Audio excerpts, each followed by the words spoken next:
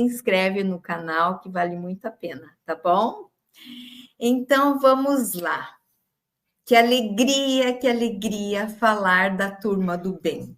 Eu confesso que, quando eu li o título, eu falei, nossa, que legal, a Turma do Bem, a turma que faz o bem, né? Eu já tive, nossa, que legal, como é que é? Será que é essa turma e tudo?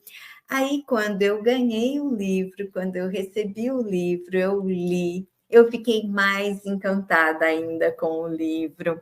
Então, ninguém melhor que a Cíntia e a Thalita para estar aqui nessa noite contando para a gente como foi que nasceu esse livro belíssimo que tem tantas coisas boas para aproveitar. Eu já desfrutei dele de muitas formas, agora elas vão contar para a gente quais outras formas que a gente pode, então, contribuir com a inclusão, com essa conscientização do autismo. Né? Então, agora é com vocês é que vão se organizar quem vai falar primeiro, tá bom?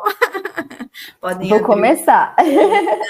Tá bom, Thalita, então começa. Então, vamos lá. Nós somos, né, eu sou fonoaudióloga, a Cíntia é psicóloga, e sempre nós precisamos trabalhar em parceria com as escolas, né? Então, a criança chega para o atendimento, né, faz as avaliações, inicia a intervenção, e um dos principais locais onde é necessário, né, essa troca, essa parceria é a escola. E todas as vezes, né, não posso dizer 100%, mas a grande maioria das vezes, em conversa com os professores, eles trazem a demanda de como que eu vou explicar para a sala sobre esse aluno com autismo. Né? Então, como que eu posso trabalhar a temática autismo e inclusão dentro da minha sala de aula? Né? E existem alguns materiais, outros livros falando sobre o autismo, só que a gente sentia a necessidade de que esse livro fosse naquele local, né? Ou seja, dentro da sala de aula, que tudo que fosse discutido no livro estivesse em um contexto escolar.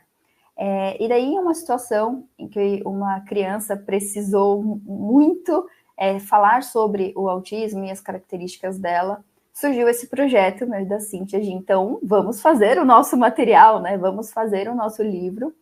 E surgiu a Turma do Bem. Foi super legal a construção dele. Nós fizemos um esboço inicial. Valéria, obrigada! Que bom que você gostou. Então, nós fizemos um esboço inicial, aí tivemos o cuidado em chamar pessoas para avaliar esse texto inicial.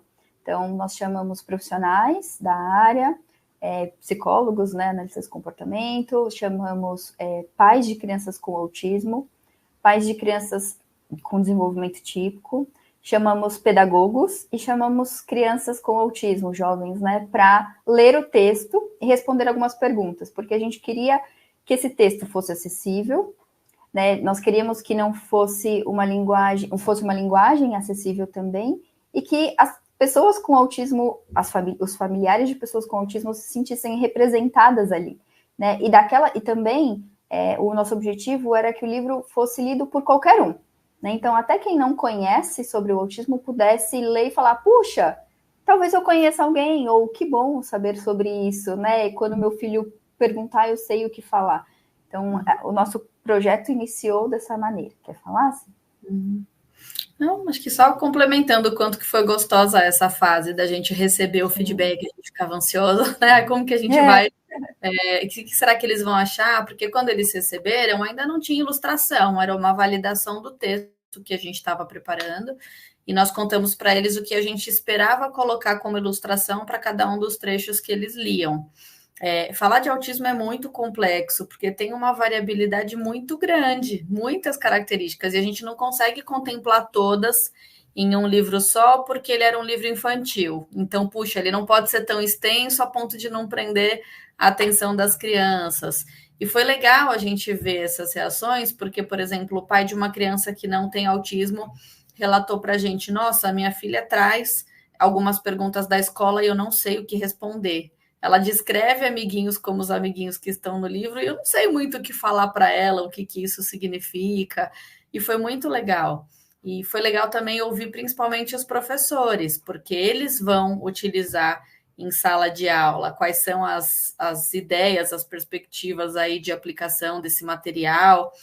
E voltaram tantas dicas para a gente legais que a gente conseguiu incorporar uma parte delas no livro e fazer já algumas adaptações em algumas coisas que a gente pensou, mas várias outras não deram para a gente não conseguiu colocar nesse livro, mas nos dão ideias para outras sequências ou outros livros mais complexos, quando bem crescer, talvez, a gente fazer um livro mais voltado ali para adolescentes, mas a ideia é realmente a gente pegar as crianças naquela fase onde as perguntas começam a aparecer mais diretivamente, porque quando eles estão ali numa fase de educação infantil, num maternal, não sei se é essa palavra hoje, né? Os pequenininhos, eles vão crescendo junto e eles ainda não têm muita ideia de algumas diferenças sutis que acontecem, elas ficam muito mais diluídas. Conforme eles crescem, algumas coisas ficam mais evidentes, né? Por que meu coleguinha não fala? Por que ele está fazendo assim com o corpinho? Ou por que tem uma pessoa com ele?